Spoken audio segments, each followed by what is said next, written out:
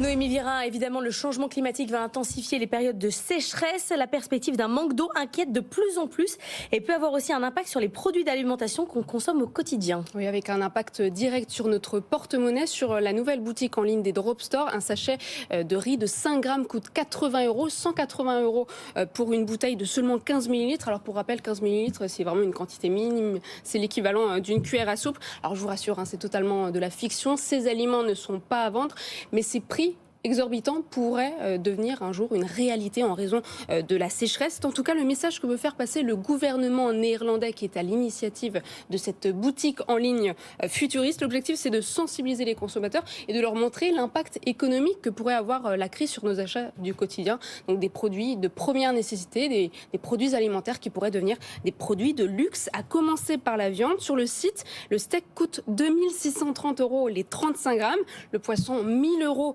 pour le petit dé de saumon. Et à la place, le site propose des produits de substitution, des barres protéinées à base d'insectes. On en a déjà beaucoup parlé sur ce plateau, donc à base de vers de soie aussi. Et je vous recommande la série Extrapolation justement sur le réchauffement climatique, où il y a justement cette problématique du coût de la viande qui devient un produit de luxe absolu dans 20 ou 30 ans. D'où l'intérêt de la viande cellulaire dont on parle régulièrement, qui est fabriquée en laboratoire à partir de cellules souches et qui pour le coup a un bilan carbone qui consomme beaucoup moins d'eau évidemment et qui coûtera peut-être pas ce prix-là non plus. On verra. En tout cas, c'est intéressant ce site parce qu'à l'inverse, il offre encore des produits abordables.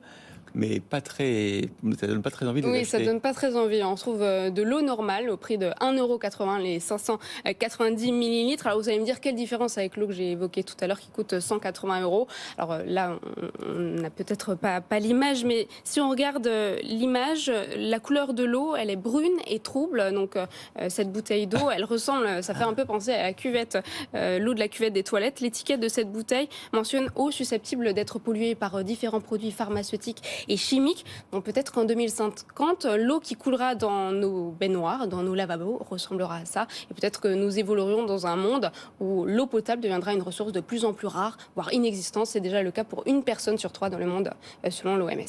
L'objectif, évidemment, Noémie, c'est de faire changer les comportements. C'est pas de vous faire acheter ces choses. Non, bien sûr, l'initiative, c'est pas forcément de nous culpabiliser. L'initiative se veut didactique. L'idée, c'est vraiment de provoquer un électrochoc, de faire comprendre aux consommateurs qu'il est urgent d'agir et qu'on peut tous agir de manière collective. On peut préserver nos ressources en eau. Les Nations Unies veulent que les gens comprennent la valeur de l'eau. Si on prend l'exemple du riz qu'on a évoqué tout à l'heure, la riziculture utilise 40% de toute l'eau d'irrigation dans le monde. Sans eau, les récoltes sont mauvaises, la production diminue et résultat, les prix augmentent. Et pour aller plus loin, pour agir, le site propose des actions concrètes à mener au quotidien. Donc il renvoie vers différents sites comme Fill Up des Glaces, qui est un mouvement, encore les Nations Unies, pour mener des actions concrètes au quotidien pour raisonner notre consommation en eau.